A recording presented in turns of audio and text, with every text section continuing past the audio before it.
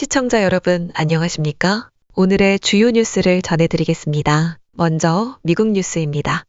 트럼프 행정부가 응급 상황에서 낙태를 허용했던 바이든 정부의 의료 지침을 철회했습니다. 이 지침은 2022년 제정됐으며 병원이 생명이 위급한 임산부에게 낙태를 포함한 치료를 거부할 수 없도록 명시했습니다. 근거가 된 응급의료법은 1986년 제정된 연방법으로 응급실을 찾은 환자에게 병원이 반드시 필요한 치료를 제공해야 한다는 내용을 담고 있습니다. 트럼프 행정부는 이 법은 유지하되 낙태까지 반드시 포함된다는 해석은 더 이상 따르지 않겠다고 밝혔습니다. 이에 대해 미국 시민자유연맹 ACLU는 여성의 건강과 생명을 위험에 빠뜨리는 결정이라며 강하게 반발했습니다. 다음 뉴스입니다. 트럼프 대통령이 미국 입국을 전면 금지하는 새로운 여행 금지 조치를 발표했습니다. 이번 조치는 아프가니스탄, 이란, 수단 등 12개국 국민의 미국 입국을 완전히 막고 쿠바, 베네수엘라 등 7개국에는 부분적인 제한을 가하는 내용입니다.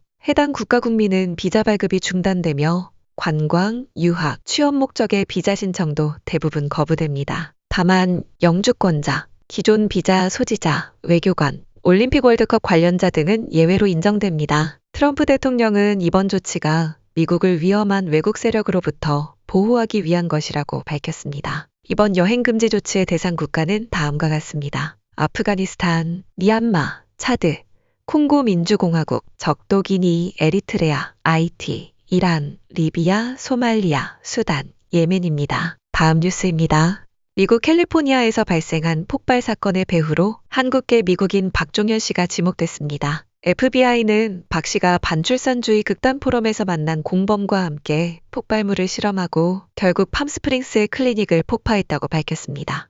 이번 사건으로 공범 에드워드 바르커스가 현장에서 숨졌으며 박 씨는 유럽으로 도주했다가 폴란드에서 체포돼 뉴욕 공항을 통해 송환됐습니다. 수사당국은 박 씨가 최소 270파운드 상당의 폭발 전구체 화학물을 공범에게 보냈으며 오클라호마 폭탄 테러에 사용된 방식과 유사한 제조법도 그의 집에서 발견됐다고 전했습니다. 폭발은 클리닉 건물을 완전히 파괴하고 인근 거리까지 피해를 입혔으며 당국은 이번 사건을 의도된 국내 테러로 규정하고 있습니다. FBI는 박 씨와 공범이 인간은 태어나지 말아야 한다는 왜곡된 반출산 사상에 깊이 빠져 있었던 것으로 보고 있습니다. 다음 뉴스입니다. 세계적인 생활용품 기업 프록터앤갬블이 전 세계 인력의 약 6%에 해당하는 최대 7,000명을 감축할 계획이라고 밝혔습니다. 파리에서 열린 도이체방크 소비재 콘퍼런스에서 발표된 이번 구조조정은 비제조직 인력의 약 15%를 대상으로 하며 향후 2년 동안 단계적으로 이루어질 예정입니다. 프록터앤갬블은 중국산 원자재에 부과된 미국의 관세와 소비자 심리 위축에 따른 매출 둔화에 대응하기 위한 조치라고 설명했습니다.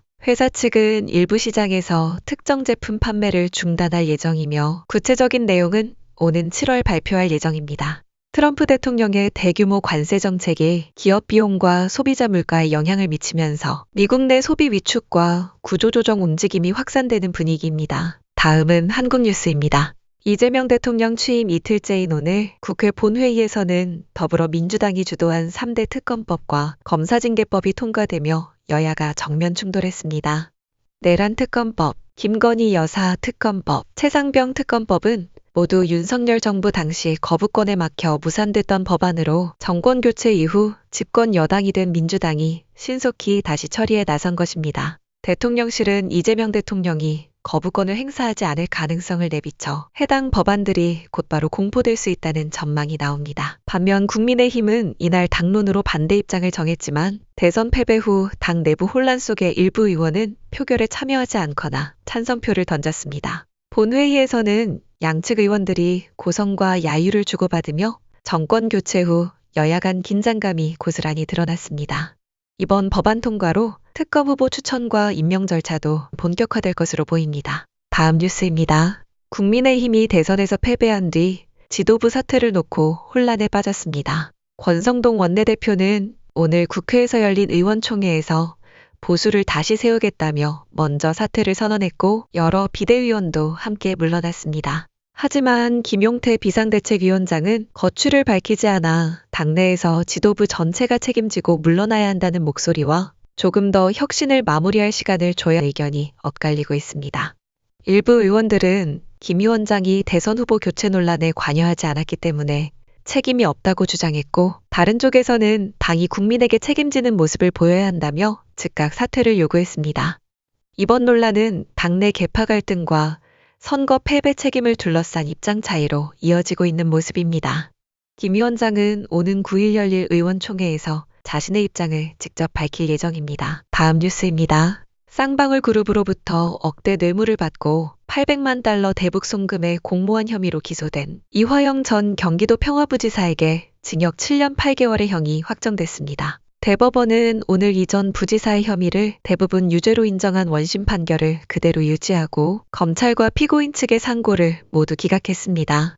이 전 부지사는 쌍방울로부터 3억 원대의 자금을 받고 경기도의 스마트팜 사업비와 당시 도지사였던 이재명 대통령의 방북 비용 명목으로 800만 달러를 북측에 송금하는데 공모한 혐의로 재판에 넘겨졌습니다. 재판부는 쌍방울 측의 송금이 사실상 경기도를 대신한 대납이었다고 판단했습니다. 공범으로 기소된 쌍방울 방용철 부회장도 징역 2년에 집행유예 3년을 선고받았습니다. 한편 이 전 부지사는 판결 직후 입장문을 통해 자신에 대한 검찰 수사는 정치적 의도가 있었다며 검찰 개혁을 촉구했습니다. 다음 뉴스입니다. 제70회 현충일 추념식이 6일 오전 국립서울현충원에서 거행된다고 국가보훈부가 밝혔습니다. 오전 10시 정각 전국에 울리는 사이렌과 함께 전 국민이 동참하는 묵념이 진행되며 국민의례, 추념사, 공연과 국가유공자 증서 수여 순으로 이어집니다. 국기에 대한 맹세문은 독립운동가와 국가유공자의 후손인 해병대 최문길 상사가 낭독합니다. 특히 이번 행사에서는 비무장지대 지뢰사고로 부상한 김희태 씨 등 4명에게 대통령 명의의 국가유공자 증서가 수여될 예정입니다. 이는 새 정부 출범 이후 처음 이뤄지는 국가유공자 포상입니다. 추념식에는 국가유공자와 유족, 시민, 학생 등 약 4,000명이 참석할 예정입니다. 마지막 뉴스입니다. 유엔은 세계 환경의 날을 맞아 급증하는 플라스틱 오염이 지구 생태계와 인류 건강을 심각하게 위협하고 있다고 경고했습니다. 매년 전 세계에서 4억 톤의 플라스틱이 생산되며 이 중 절반은 일회용으로 사용되고 단 10%만 재활용되고 있습니다.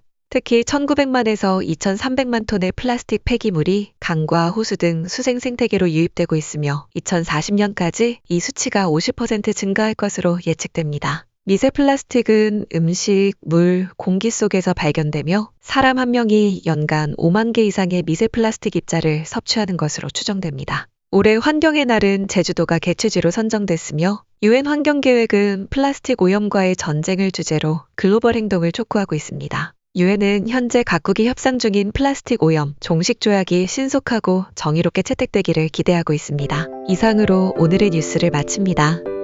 시청해주셔서 감사합니다.